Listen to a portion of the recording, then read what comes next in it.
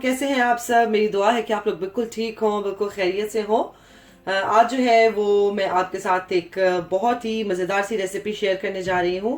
आप लोगों को, बहुत से लोगों को याद होगा कि हम लोग बचपन में अपने स्कूल के ज़माने में, कॉलेज के ज़माने में कैंटीन से जो लेके खाते होते थे कोकोनट, जो पिंक से कलर का होता था। आज के दौर में उसको कहते हैं कोकोनट नहीं कहते, उसको मैक्रोन कहते हैं, कोकोनट मैक्रोन। तो आज मैं आपके साथ उसकी रेसिपी शेयर करने जा रही हूँ। आप कोकोनट कह लें अपने ज़माने का, या फिर आप कह लें नए दौर का जो कोकोनट मैक्रोन्स होते हैं वो कह लें। तो चले चलते हैं, फिर रेसिपी शुरू करते हैं। बहुत इजी है और बहुत मज़े के बनते हैं। यहाँ पे मैंने लिया है 100 ग्राम्स ऑफ एग वाइट। ये 100 ग्राम्स है। 100 ग्राम ही मैंने लिया है डेसिग्नेटेड कोकोनट। अगर आपके पास नहीं है तो आप इसमें जो श्रेडेड कोकोनट है दूसरा वो भी यूज़ कर सकते हैं, लेकिन मेरे पास नहीं था तो मैं इसमें डेसिकेटेड कोकोनट यूज़ करने लगी हूँ। ये भी आप यूज़ कर सकते हैं। और 200 ग्राम्स मैंने यहाँ पे ली है शुगर, और साथ में मैंने लिया है फूड कलर। तो चलते हैं, फिर प्रिपरेशन जो है वो स्टार्ट करते हैं। सबसे पहले हमने क्या किया है कि ये जो 100 ग्राम्स ऑफ एग वाइट है ये मैं डाल रही हूँ।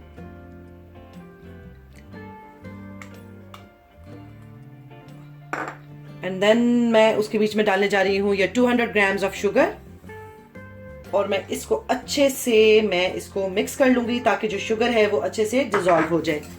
ये बीटर मैंने लिया है, हैंड बीटर जो होता है वो लेने की ज़रूरत नहीं है, इसी से काम चल जाएगा। और बहुत ज़्यादा इसको बीट नहीं करना है, इसको इतना बीट करना है कि हल्की सी फोम सी बन जाए। ये देखिए, हमने इसको थोड़ा सा ही इसको मिक्स किया है मैंने बीटर से। ये हल्का सा ये इस शक्ल में ये आ गई है। चीनी अभी इसमें डिजॉल्व नहीं हुई प्रॉपरली, क्योंकि हम जब कुक करेंगे इसको तो वो जो चीनी है वो मेल्ट हो जाएगी। तो इससे ज़्यादा मेहनत करने की ज़रूरत नहीं है, बस हमें इसी कंसिस्टेंसी में ये चाहिए। और अब जो है वो 100 ग्राम मैंने जो कोकोनट लिया था, कोई सा भी कोकोनट आप ले लें, श्रेडेड ले लें या ड्राई ले लें, जो भी है आपके पास आप वो यूज़ कर लें। ये डालूंगी और अब मैं इसको करूँगी अच्छे से मिक्स।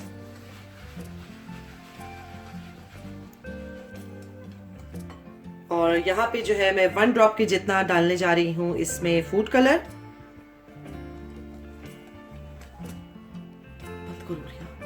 ये पिंक फूड कलर जो है वो मैंने इसमें ऐड कर दिया है, और इसको मैं थोड़ा सा मिक्स करती हूँ।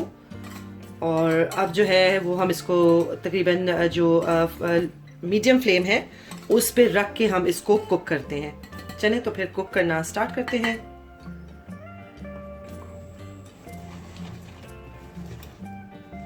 ये मीडियम फ्लेम पे मैंने इसको रख दिया है, और चम्मच साथ साथ चलाते रहना है क्योंकि इसमें शुगर है और उसका शुगर का जो चिपकने का खतरा है, इसलिए साथ साथ इसमें हमने ये चम्मच चलाते रहना है।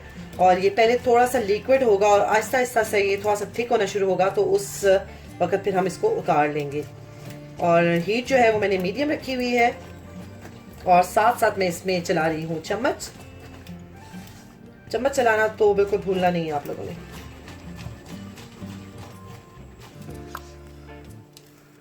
ये देखिए, मीडियम फ्लेम पे मैं इसको पका रही हूँ, और आप देख सकते हैं कि ये थोड़ा पतला होने शुरू हो गया है, इसलिए क्योंकि जो शुगर है वो मेल्ट हो रही है।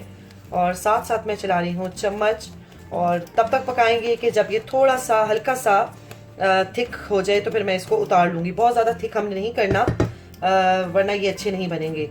तो इसको ना ज़्यादा थिन रखना है और ज़्यादा ना थिक करना है। कंसिस्टेंसी को क्या होनी चाहिए वो मैं अभी आपको बताती हूँ, लेकिन फ़िलहाल जो है वो मैं इसको मीडियम हीट पे रख के और मैं इसको पका रही हूँ। और ये आहिस्ता आहिस्ता से थिक होना शुरू हो गया है। ये देखें, आहिस्ता आहिस्ता ये हो चुका है थिक। और अब हम इसको ये इस कंसिस्टेंसी पे जब ये पहुँचेगा, बहुत ज़्यादा ये ड्रिपी सा नहीं है, लिक्विडी नहीं है, इसको मैं उतार लूँगी चूल्हे के ऊपर से, और साथ साथ मैं इसको करूँगी मिक्स। और फिर इसे मैं कर दूंगी ठंडा होने के लिए रखूंगी, ताकि मैं जब तक अपना जो ओवन है वो थोड़ा सा करूंगी प्री हीट, और ये थोड़ा ठंडा हो जाएगा तो फिर इसके हम बनाते हैं कोकोनट मैक्रोन्स। हीट को मैंने कर दिया है ऑफ, लेकिन मैं, क्योंकि ये मेरा जो पैन है, कढ़ाई है, ये गर्म है, इसलिए मैं इसको थोड़ा सा चम्मच चला रही हूँ ताकि ये नीचे चिपक ना जाए। और अगर ये बहुत ज़्यादा थिक हो जाता है तो आप इसमें एक और एग वाइट यूज़ कर सकते हैं इसको ठंडा करने के बाद, लेकिन उसके बाद फिर आपको कुक करने की ज़रूरत नहीं है। वो ऑटोमेटिकली जब वो ओवन में जाएगी तो वो कुक हो जाएगी। और ये आहिस्ता आहिस्ता जब ठंडा हो रहा है तो ये थोड़ा सा थिक हो रहा है। लेकिन ज़्यादा थिक हमें नहीं करना। और अभी भी जो है मुझे कोकोनट की बहुत ही बहुत ही प्यारी सी खुशबू आ रही है। ये बैटर हमारा अच्छे से हो गया है ठंडा, और पहले मैं इसको पाइपिंग बैग में करने लगी थी, लेकिन फिर मैंने सोचा कि चले मैं इसको स्पून से ट्राई करती हूँ, क्योंकि हर किसी के पास हर टाइम पे पाइपिंग बैग नहीं होता, तो जो काम हम स्पून से कर सकते हैं वो पाइपिंग बैग से क्यों करें। और ये मैं इसको आपकी अपनी मर्ज़ी है, आप छोटे डालना चाहें तो छोटे इसको बना दें इस तरीके से, और मैं थोड़े से बड़े बना रही हूँ। और फिर ओवन जो है वो मैंने प्री हीट करने के लिए रख दिया है, और तकरीबन ये 15 से 20 मिनट लगते हैं कुक होने के लिए। और उसके बाद फिर हम जो है ना वो इसको करते हैं कुक। कलर अगर आप चाहें तो ना भी यूज़ करें, अगर आप फूड कलर नहीं डालना चाहते तो आप बेशक यूज़ ना करें, और अगर आप लाइट पसंद करते हैं तो आप बेशक लाइट डाल दें। It's totally up to you. ये देखिए जी, हमने इसमें ये सारी सेट कर दिए हैं कोकोनट मैक्रोन्स, और ये अब जाएंगे ओवन में 125 सेल्सियस पे।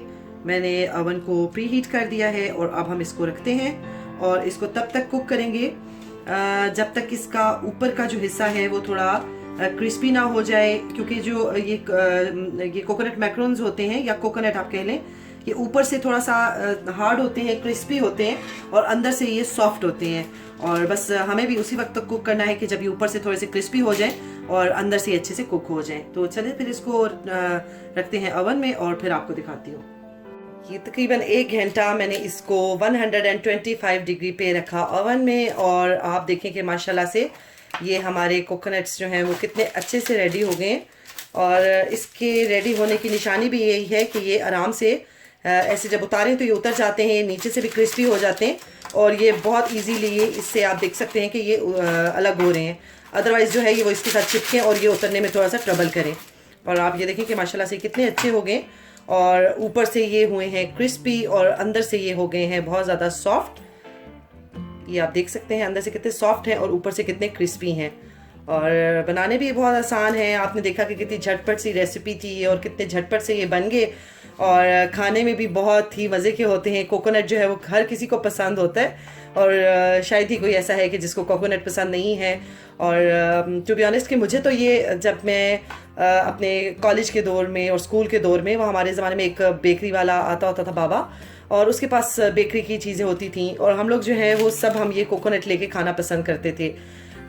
तो ये है कि आप लोगों में से भी बहुत से हैं, मेरी बहनें होंगी, मेरे भाई होंगे जिनको ये पसंद होंगे। तो ज़रूर बनाएं, घर में इसको ट्राई करें। इतने मुश्किल नहीं है, बहुत आसान है, बहुत जल्दी से बन जाते हैं। ज़रूर बनाएं और मुझे बताएं कि आपके कैसे बने। और इसके साथ बस लेती हूँ आप लोगों से इजाज़त, और इंशाल्लाह ताला मिलूँगी किसी नई वीडियो में, किसी नई रेसिपी के साथ। अपना बहुत ज़्यादा ख्याल रखिएगा। अल्लाह हाफिज़।